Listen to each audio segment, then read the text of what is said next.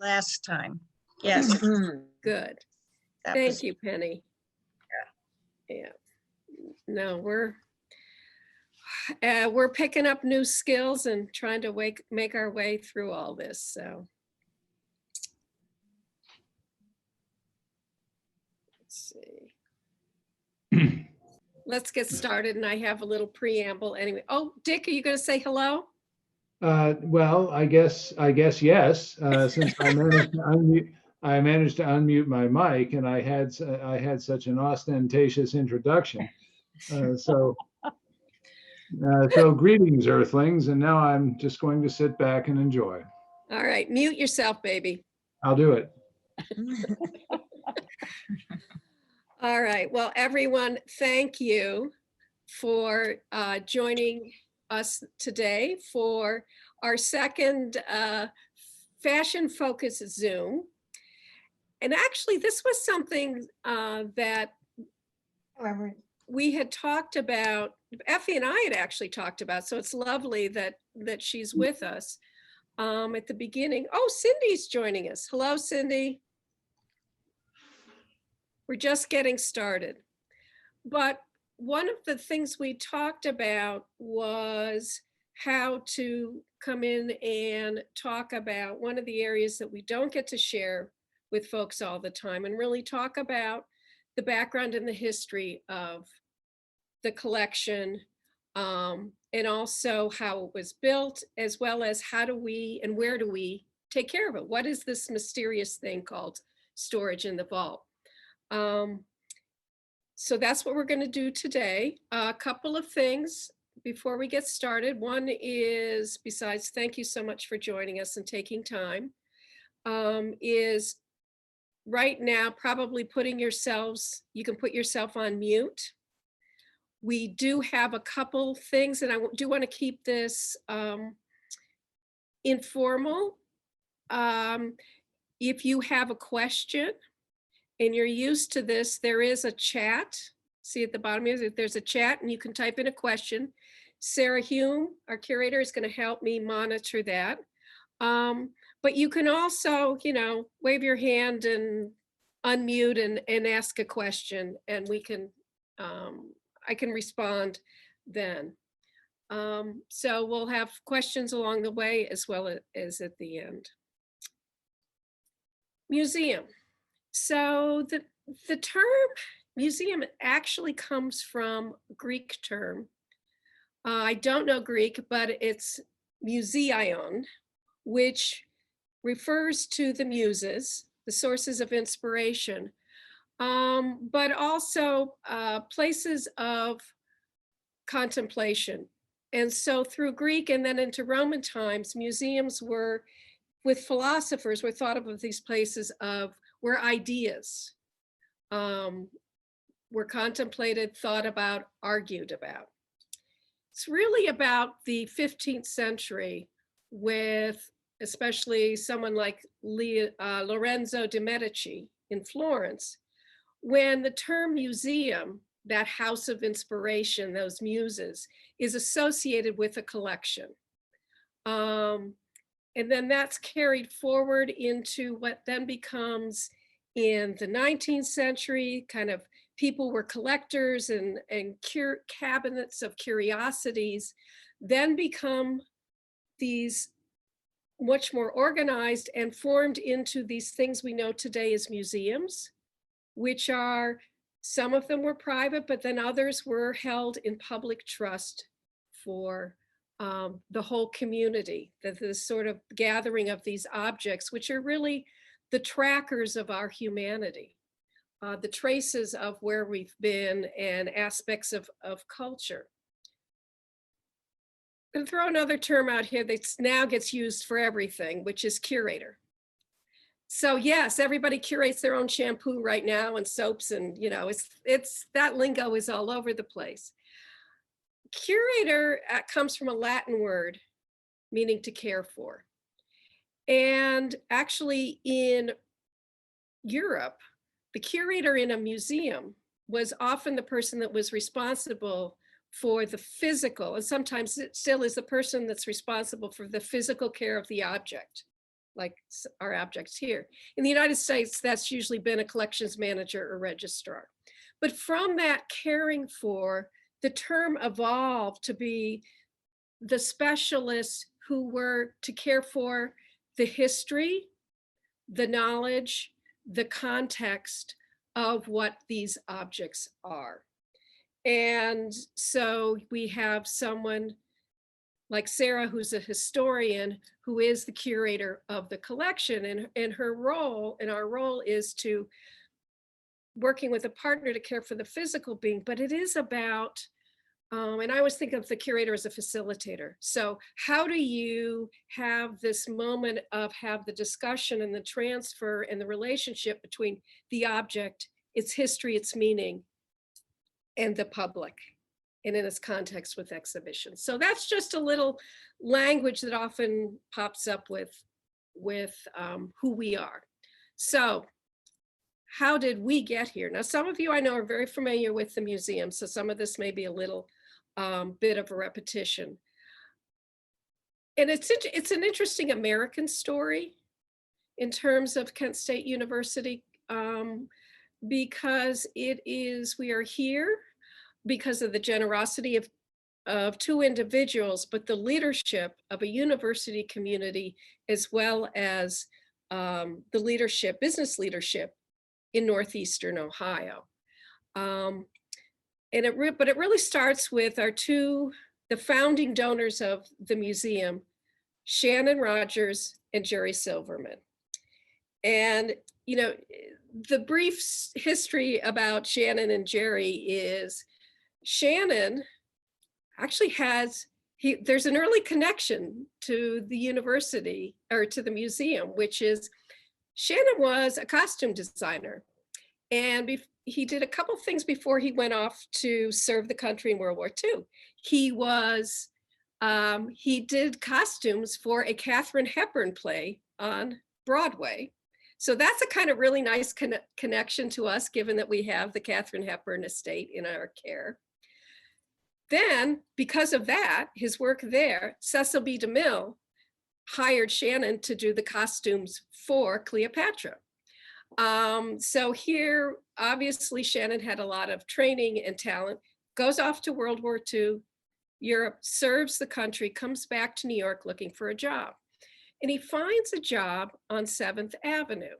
So remember, 7th Avenue, 50s was where all us ladies and gentlemen would go to find what was often called better dresses. It was boutique after boutique after boutique.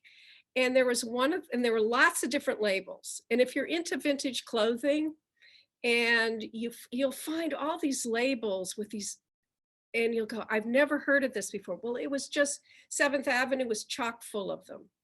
And Jerry Silverman was working for a label called Martini. And that's where Shannon ended up getting a job as a designer. Well, and Jerry was really the business guy. And the two of them then became partners in work and in life. And eventually the business, they formed their own business, which was Jerry Silverman. Again, if you're into vintage, you may find that there are some Jerry Silverman labels in clothing with different designers. You'll see Jerry Silverman, Shannon Rogers for Jerry Silverman, but you'll also see other designers. So again, this was a place where you could find those better dresses. At a certain point, the story goes that Shannon said, oh, there's this Victorian dress. I'm going to buy this Victorian dress. I want to study it. I want to have it. But he wasn't going to be a collector. Well, thousands and thousands of garments later, of course, they traveled the globe. They were collectors of historic dress, as well as textiles and urban dress and designers. And Shannon was originally from Ohio, Newcomers Town, which is a tiny, tiny little town. And so it was a point in the late 80s, late 70s, when Shannon wanted to Shannon and Jerry said, we need a museum for all of this stuff. We've got all this stuff. And so they went to Newcomers Town, and the very smart lady there was one of the grand dames of the town, said, we can't possibly support something like this, but I've got some friends up at Kent State. Let me put you in touch with them. And so here you have the coming together of these two guys who wanted to do this thing and make their collection that they'd spent so much time and energy in available to everyone for study, as well as for future and exhibitions. Leadership at Kent State, again, leadership from Higbee's and Halley's and Mr. Broadbent and, Murphy Foundation, and lots of people came together. They did something very unusual because, and this doesn't often happen, is that they got Jerry and Shannon to fund not just a museum of their collection, but at the same time to a school, the Fashion School of Merchandising and Design. Oftentimes the museum, sometimes there's a school and the museum will come along afterwards or whatever, but the fact that it was a very important strategic moment, and I think it differentiates us in a lot of ways and also explains the close connection. So what did they start with? Well, the beginning of the collection was 4,000 objects, 1,000 deck arts, and about 5,000 books, which if you come into the director's office, you will see the books.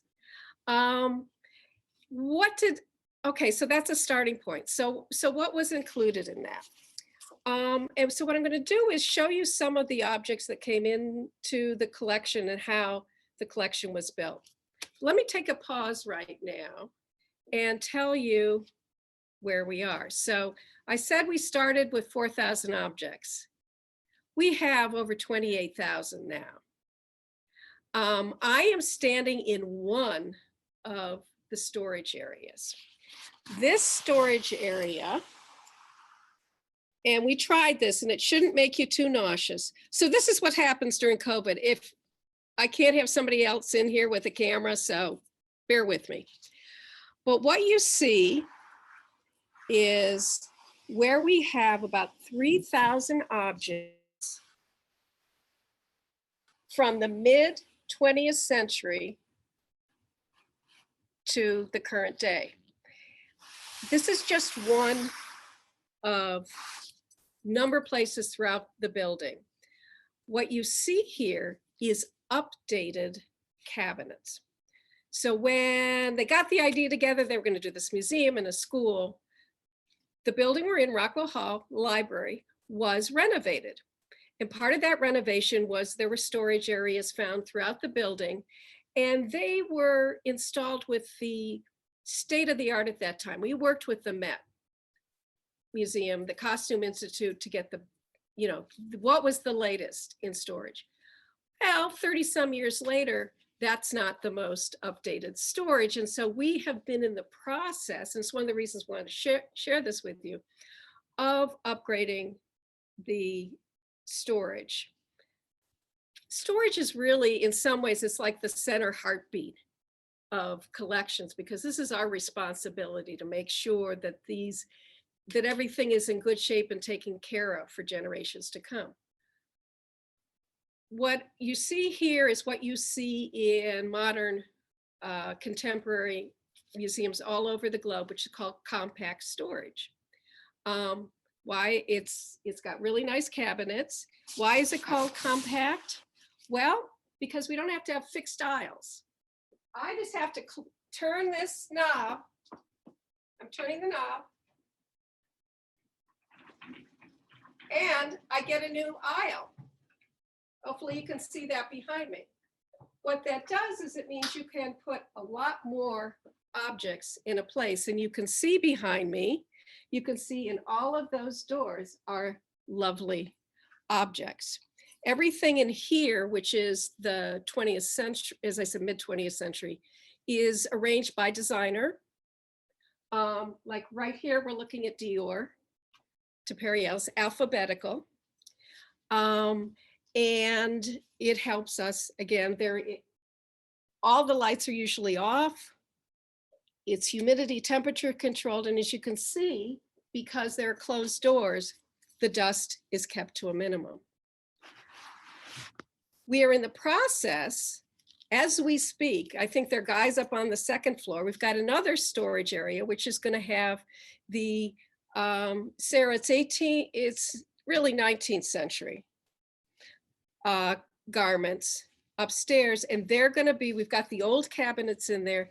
Actually, they've been removed. And we're going to get the new cabinets. We were able to do this through contributions from individuals and the Murphy Foundation.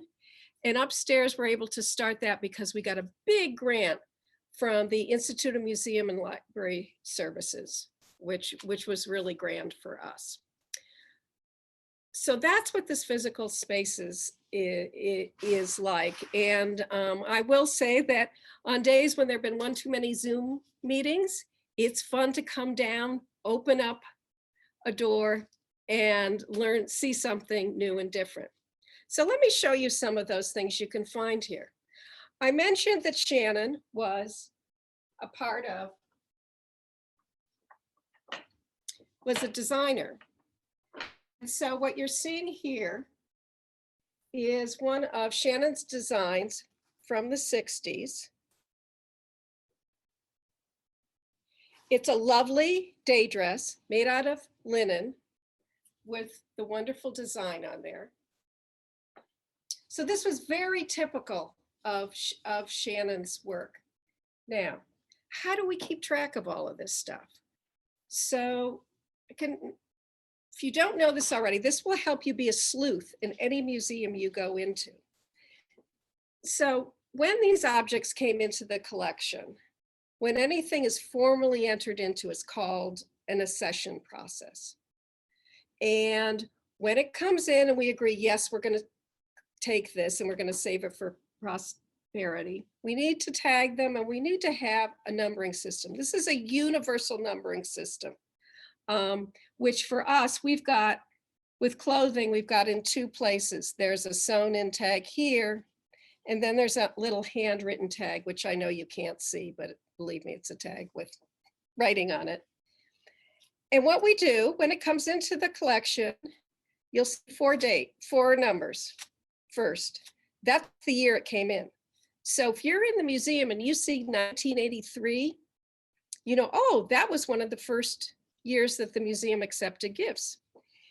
After that, there's a dot and then there's a number. That's the list of what gift was that in that year. So for example, 1983.1, all of those are the gifts from Shannon and Jerry. So if you're going through our galleries, like in Fashion Timeline, and you're looking, and you can see, it'll say Collection KSU Museum, that number will tell you when it came into the collection. Or when you're at the Metropolitan Museum of Art and you see a painting, you're like, I wonder, when did that Rembrandt come into and who did it come from? That information is on those tags. And then there's another dot, and then the final series of numbers is what order of gift was it processed in. So for example, again, with Shannon and Jerry, you've got, there were about 4,000 objects that were processed in that year. But Shannon and Jerry didn't just give us their own work. One of the things that started was they had, as I said, collected historic work, which I can't show you because we don't have them in the storage area. But important designers like Oscar de la Renta. So here is a gorgeous gown of Oscar de la Renta, which is from about 1982. So they gave it to us in 83, it was among the first gifts. But I'm showing this to you because it's the beginning of a really deep relationship with this designer. You can see she is an absolutely beautiful gown. I'll move her back so you can see her again, but I wanted you to get a little better picture of all of the gold embroidery that is here. But so with that initial gift, there were a lot of garments by Oscar de la Renta. Jerry and Shannon then, they weren't just about giving their works to the museum. They worked through their network, their social network of celebrities and designers. And what they helped establish was a relationship with designers like Oscar de la Renta, to the point at which they were making sure that other fancy ladies and donors were giving the museum their Oscar de la Rentas, but also built a relationship so that when the museum did an exhibition of Oscar's work in 2006, he gifted out of that show the spring 2006 garments.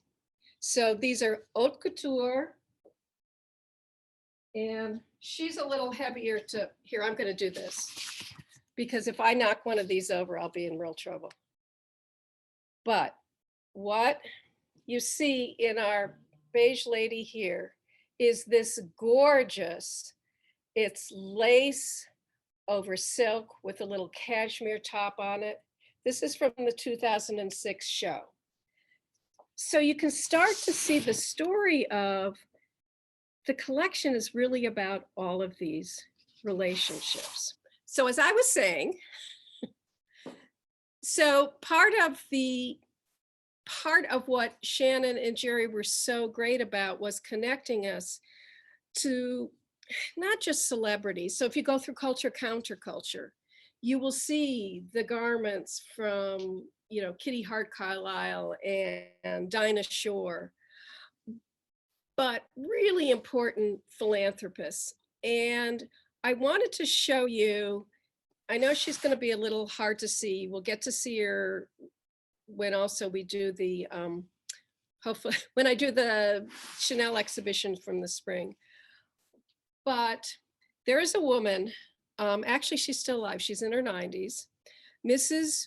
William McCormick Blair, also known as Dee Dee. She was a philanthropist, married to a doctor. She had two passions in life.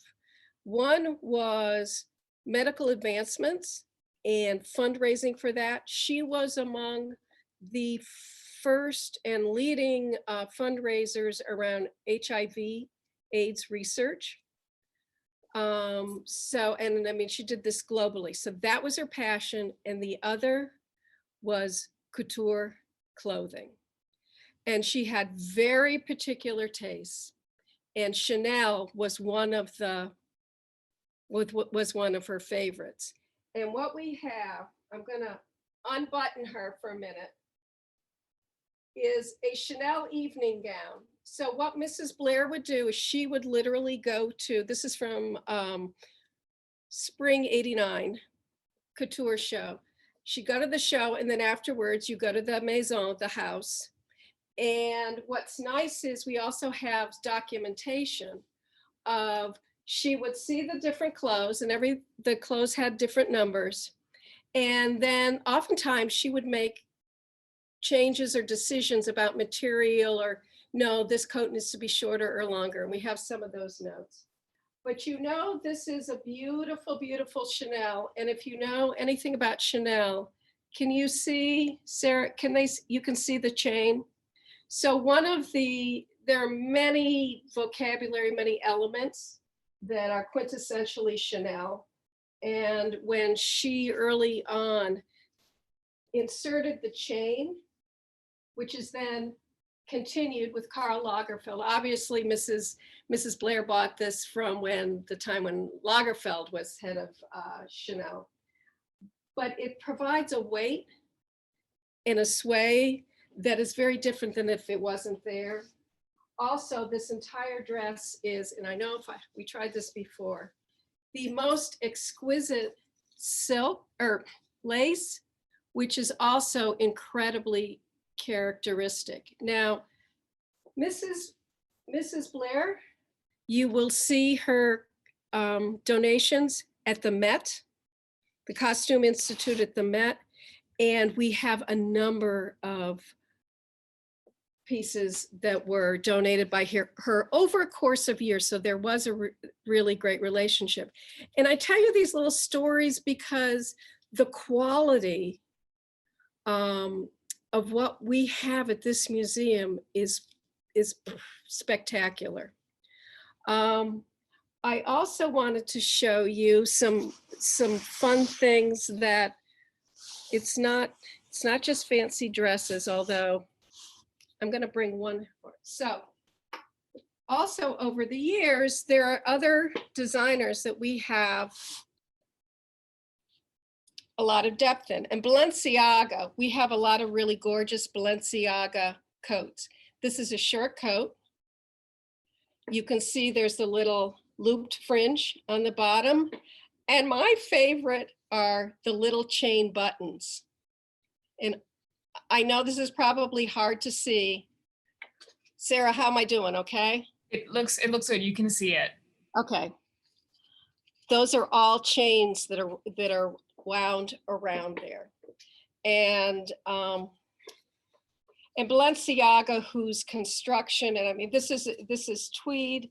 It's a beautifully constructed jacket.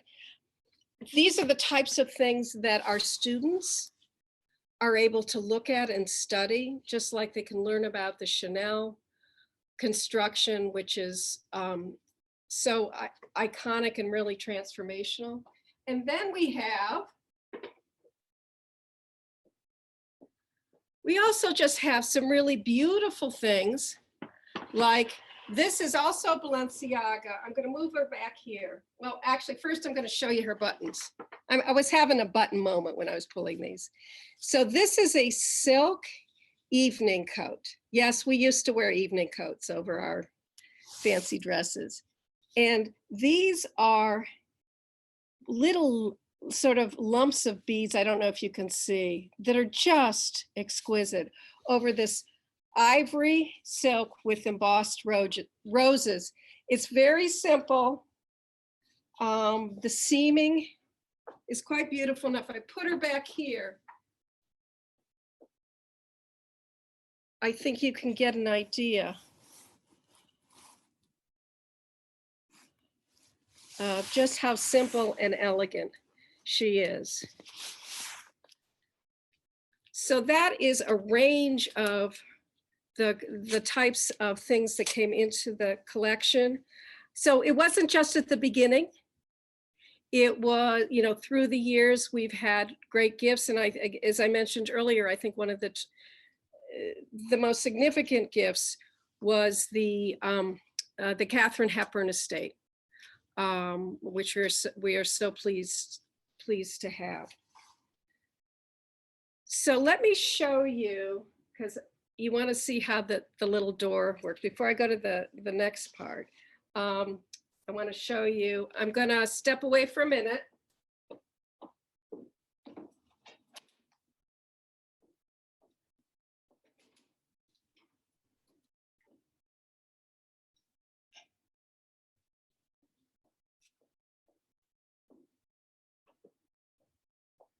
So you can see how wonderful it is to be in storage.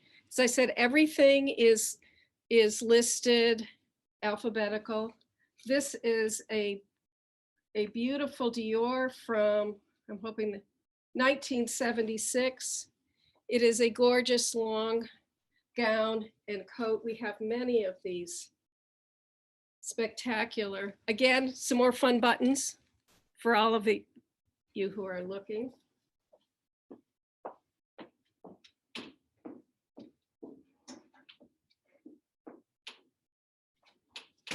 And we keep track of,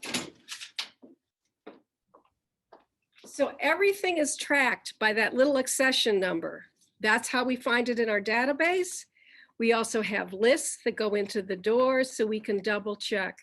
You know, I came from art museums and frankly, like collections and databases usually don't go by the accession numbers as much as fashion museums do. They go by the titles. But this is how we keep track of everything. So what's really important for keeping things safe?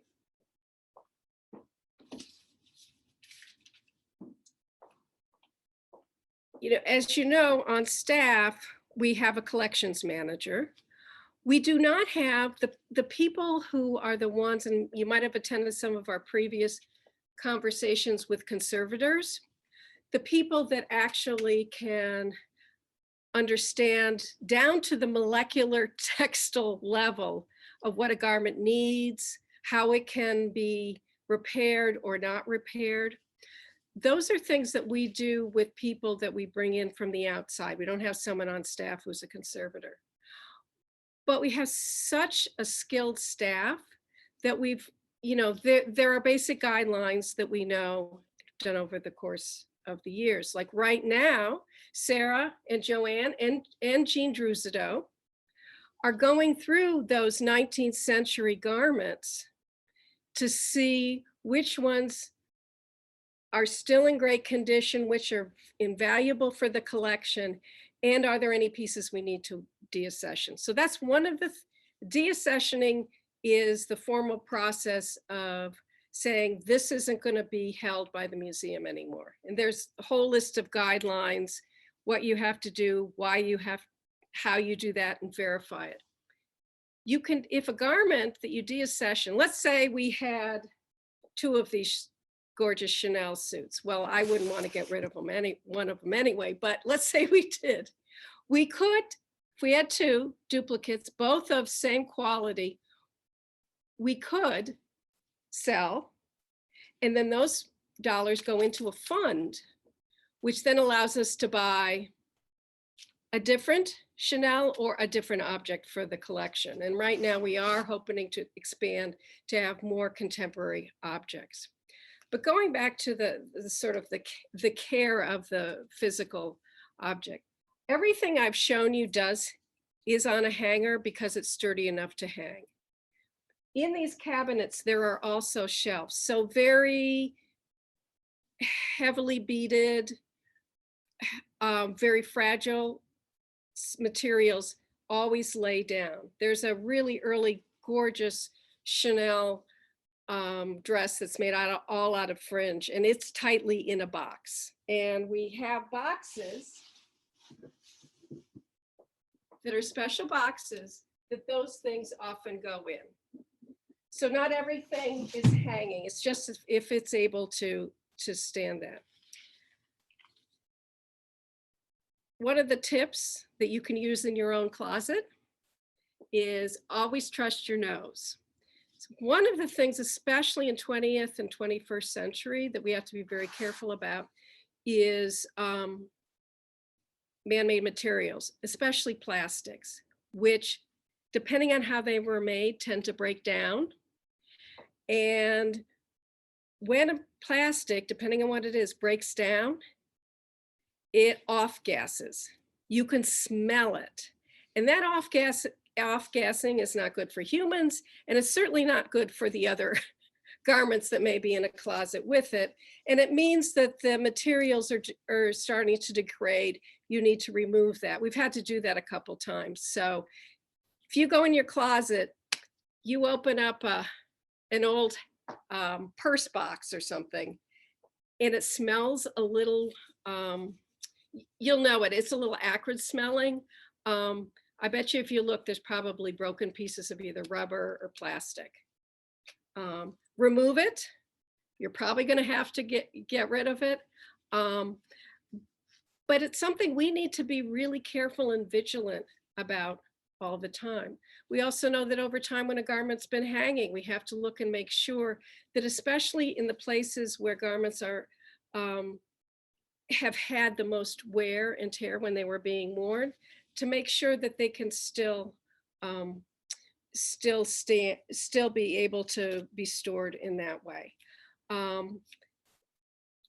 The couple words of advice: go into your closets and take all that plastic off of your dry cleaning. The plastic is the worst.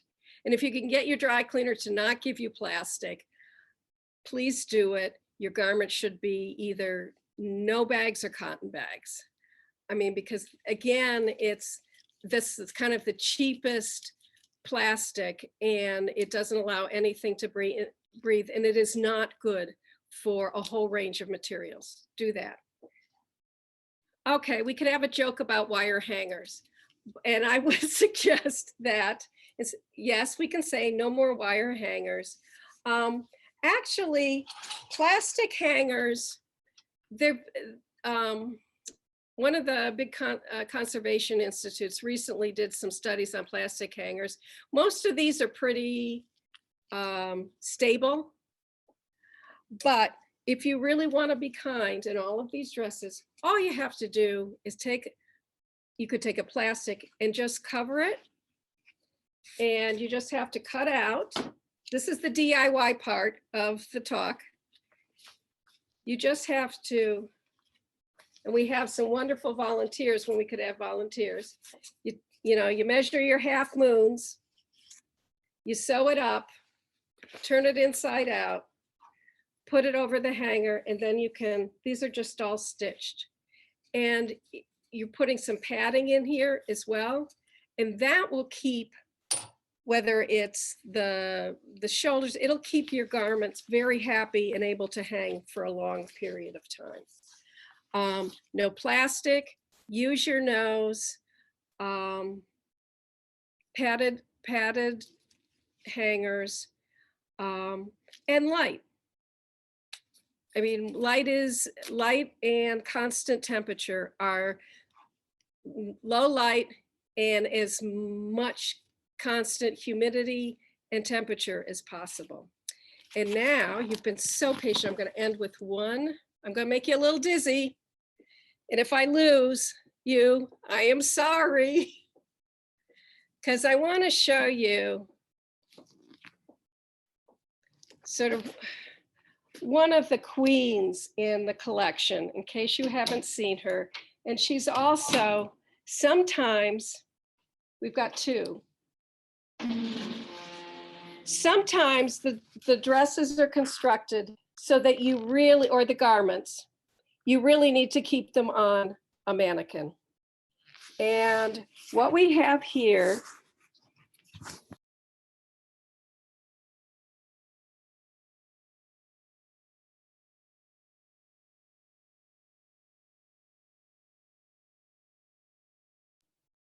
it's a Dior gown with these gorgeous sequin, Sarah, are we getting that? Petals that was owned by Marlene Dietrich. Among the many, and this is actually a wonderful Charles James pocket dress. But this gorgeous Dior, if you notice, you'll see she's on a mannequin or she's on a dress form. But I want you to look at those little spaghetti straps. And I will leave you with the tale that just like Mrs. Blair often had Chanel make some changes, Marlene Dietrich, you'll see that dress in books, and the Met has one, a couple other people. It's strapless, but Miss Dietrich wanted to make sure that there were those little straps for it. So that's also a little hint as to why you may see the same gown. Looks exactly the same, but there might be some changes that were made. So I hope you've enjoyed this little moment in our special place. Do we have questions? You can unmute. Do we have any questions or comments? Leslie, unmute yourself. There we go. So are you saying that we should not use plastic hangers in our closet? Are they all okay or just that type? No, the plastic hangers pretty much, I mean, this was actually about a month ago. Plastic hangers should be fine. If you want to be really special, pad them, especially for your Do you have any volunteers who will come over and do that for me? I'll send you a template. Yeah. I have a question. Some of these that have to be specially stored on a mannequin, how did the owners store it? That's a very good question. I mean, I think a lot of, they didn't store them on mannequins. Now the Dior, I don't know. Sarah, do you have any idea? I mean, Miss Hepburn had her stuff in closets. I mean, people had them in boxes and closets. And I know from our friends at the Fashion Institute of Design and Merchandising in Los Angeles, like they get things from the stars and starlets, and usually they're in the big box. Yeah. Or bigger. Right. Like this. There's also tissue. One of the things I was going to say, if you're folding stuff, like acid-free tissue is your friend. We have things you just roll it up and it allows you to bend and fold a sleeve over, or to bend a garment in half without creating a crease. Just a little roll. It's a good question. Yes, Leslie. I have another question. I have an heirloomed wedding dress. When that is heirloomed, what is that process? Is that any kind of thing that you do to garments, or what is that process? You know? I mean, Sarah, you might want to weigh in on this. I mean, my understanding is that that is a dry cleaner's Scam? industry thing. I think they clean it. And then depending on the gown, sometimes they, you know, pack it for you. But Sarah, no. That's my understanding as well. I don't know exactly what their proprietary special sauce is that they put with it, but I think it's dry cleaning and then packing. Yeah. It won't last forever. Yeah, I had a question. Yes, dear. Yeah, I want to actually. I wrote it out on the chat function, but I don't think it got where it was supposed to go. So, and I may not have successfully sent it, but I can just ask it. Yes. I wanted to know if the director had a successful answer for the final Jeopardy question last week, which was whether or not she knew the word for a type of building or institution which comes from the Greek for a place sacred to a mythical group of 9. I just wanted to know if she knew the answer to that. You are such a little booger. So, and it's actually one of the reasons why you caught me. So with Jeopardy, the answer was museum. And I was like, wait a minute, I'd never associated museums with 9 muses. I mean, I knew, so in an architectural space. So I actually don't think it was a proper question. All right, I just, that sort of doesn't answer my question, but I didn't get it, okay? I have concluded my inquiry. Thank you. He's a lawyer, so. Yeah. Yeah. This is Martha Schreidman. My question is, are there other cities that have a comparable museum to us? Yes, I mean, we have colleagues around the globe. I must say that Western Reserve Historical Society it's different, it's smaller. They have terrific garments. You know, there's FIT Museum in New York.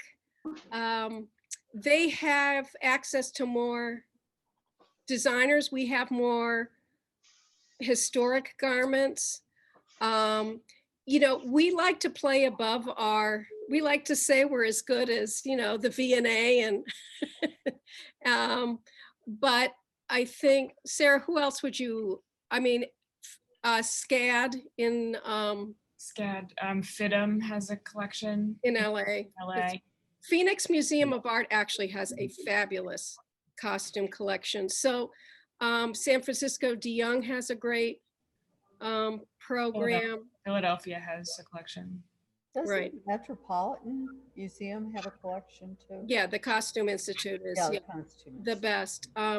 We do have a piece that's, she's sort of trapped in Paris right now, which is, not a bad thing to happen, except the museum is closed. So we have an Yves Saint Laurent Dior that's in the big exhibition at Museum des Arts Décoratifs.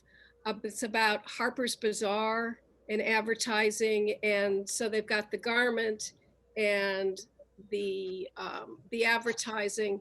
It's a big deal. It's a gorgeous book, but we're a little concerned because things have closed down again, and we don't think she's coming home soon. So. But we do, I mean, I think, Marsha, also your question, we do loan to museums around the world. Do you ever trade because you want to balance your collection? Oh, very good question. I wouldn't say, Sarah may know about any trades, but what I didn't mention was we have received pieces from the Oberlin Art Museum. There was a period when they were deaccessioning their historic costumes, and we were the recipient of that. Periodically, other museums will say, we have a cache of these garments, and would you be interested in that? Sarah, I don't know of any trade. Do you know other No, I examples? don't have any trades, but we have received things from other museums that were deaccessioning, like the Allen Memorial. And there was something from the Smithsonian Foundation that I ran across. Yeah, there's like Coptic textiles that came in a couple years back that was given to us. And again, this is just one slice of the collection, because we have global collections from Japanese kimonos and Chinese robes. And Sarah's about to, when you come see us in January, I hope, in the winter, she's putting together this fabulous exhibition from the collection. Sarah, you want to share about that? So it's an exhibition stitched regional dress from across Europe. And so it's going to be just that regional dress. So pieces from Romania and Czechoslovakia, the former Czechoslovakia, from Czech Republic and Slovakia, and from Scandinavia. So various places across Europe, and it's organized by technique. So different kinds of embroidery and different kinds of like weaving structures and things like that. So one of our joys over the last couple of weeks is Sarah and her assistant will dress one of the mannequins, and then we get to run down, and I mean, you will go nuts. The work on these is fantastic, and again, it shows another side of our collection. So, and there are Greek things. I will just say that for if we have any Greeks in our audience.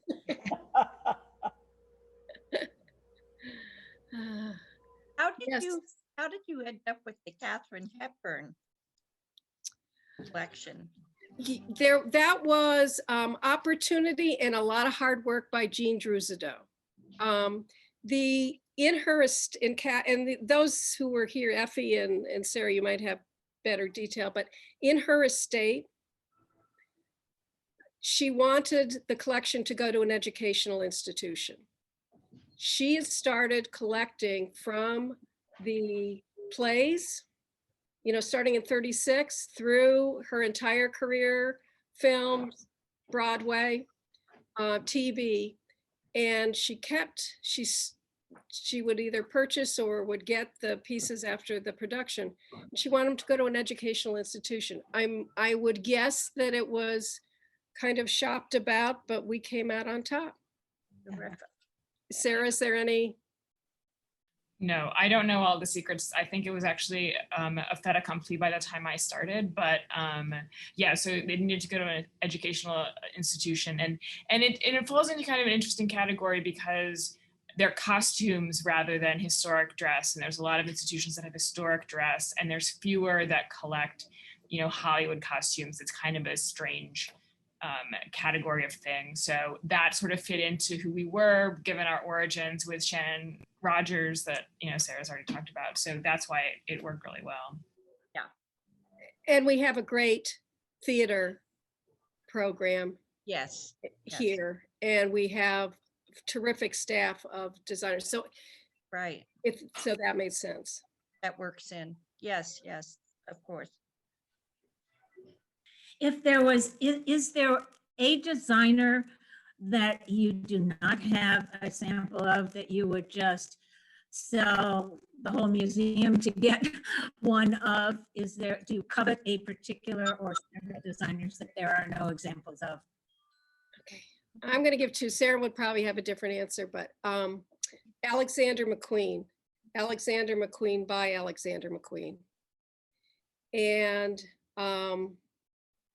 we have a couple little things, but that's, and I mean, I think probably one of the most important designers. And Sarah Burton, who's come after him, is fabulous, but there was a genius there. And then very contemporary, what Iris van Hepburn is doing with materials in construction is way above anyone else. And I think, especially given being part of a university and who we are about, you know, we got to find a way to get something into the collection. Sarah? I would add that we would very much like to have an Anne Lowe piece. Oh, yes. And other African American designers are something that we're really That's our, hoping to add to the collection. Yeah. Yep. So if you don't know Anne Lowe, and there aren't that many garments out there, but Anne Lowe was a terrific designer in the 40s and 50s. She designed Jackie Kennedy's wedding dress. So that's how she was known. But I saw somebody posted the other day this gorgeous white satin with roses. I mean, she's an extraordinary designer. These are good questions. Excuse me, are they students that are working on the clothes, or is this staff members? In terms of Any repairing or? Oh, we have had a group of volunteer ladies. They were joined by a graduate student last year for the Wednesday sewing circle. They can do things like fix seams, add buttons, add sequins. So things that are, and they're very accomplished sewers, but we've tried to get some more students involved. And so far, you know, as I said, since I've been here, it's been a graduate student.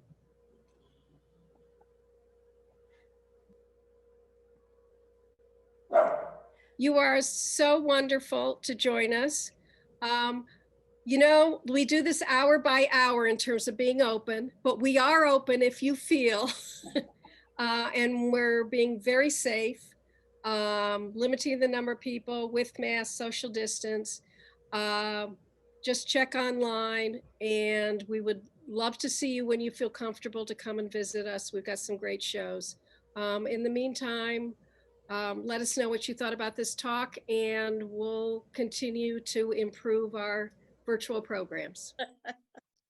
Thank you for having it. I think it was very good. Thank you. Thank you, everyone. Be safe. Thank you.